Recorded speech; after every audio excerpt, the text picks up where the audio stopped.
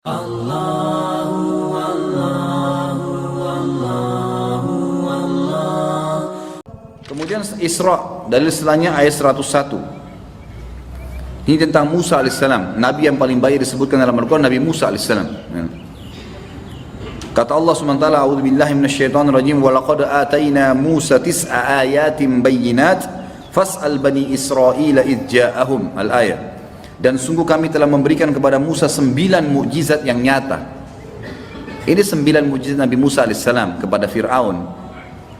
Waktu itu di zaman Nabi SAW tidak ada yang tahu kecuali orang-orang Yahudi.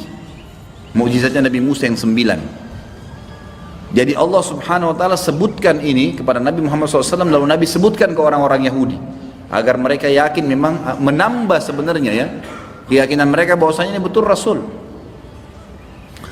Maka tanyakanlah kepada Bani Israel pada saat datang kepada Musa.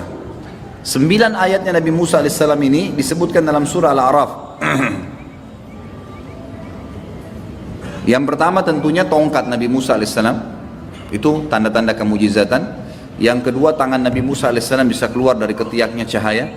Pada saat dia menarik tangannya dari ketiaknya, maka keluar cahaya yang terang sampai waktu dilihatkan oleh kepada Fir'aun. Fir'aun silau matanya, nggak bisa melihat. Yang ketiga, datangnya musim kering, seluruh Mesir kering, nggak ada air.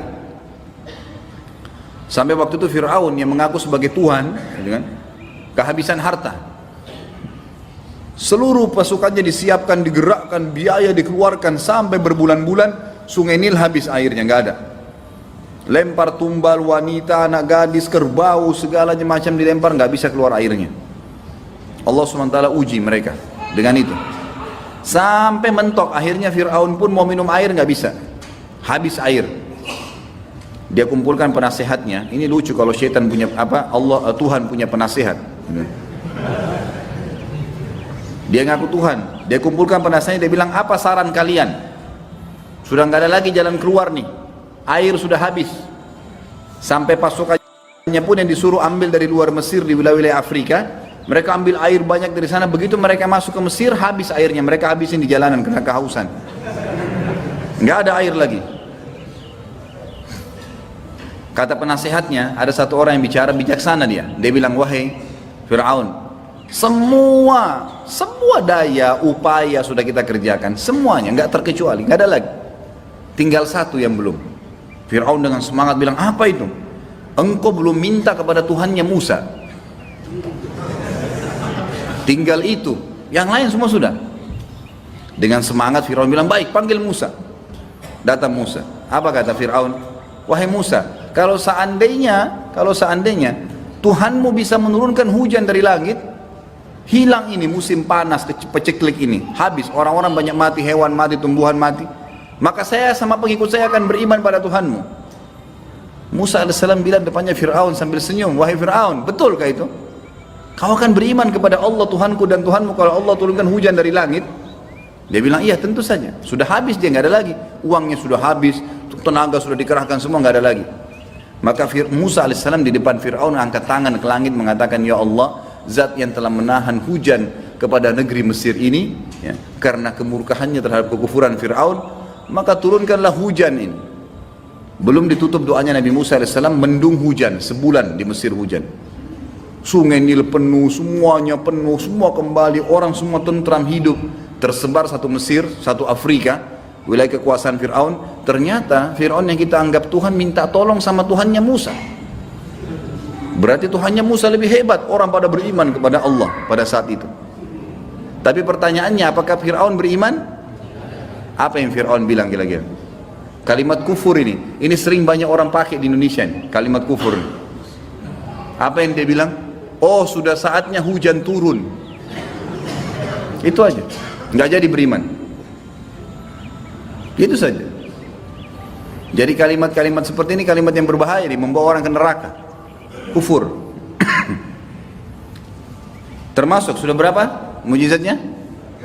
3. Itu disebutkan dalam, kalau masalah tadi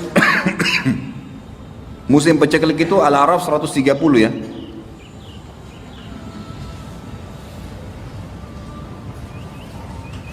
Kemudian ayat-ayat setelahnya ada 5 berturut-turut langsung disebutkan. Al-A'raf sama 133. A'udzu billahi minasyaitonir rajim fa arsalna 'alaihimut tufana wal jarada wal kummala wad dafadi'a wad dama ayatin mufassalatin fastakbaru wa kanu qauman mujrimin. Dan kami kirimkan kepada mereka taufan, angin badai yang besar. Setelah Firaun tidak mau beriman, badai menghantam Mesir bertubi-tubi.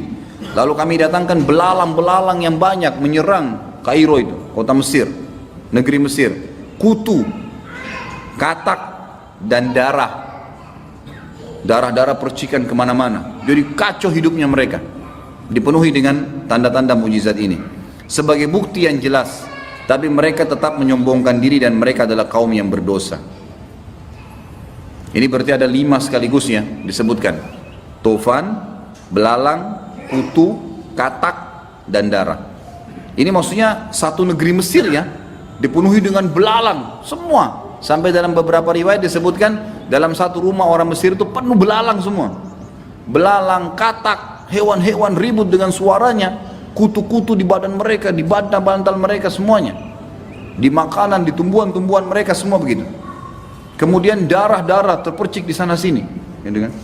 Sebagian ulama tafsir mengatakan yang dimaksud dengan darah adalah hewan ini karena banyaknya mereka saling menindih satu sama yang lain, katak sama yang katak sama yang ini, terus akhirnya sampai mercikin darah-darah.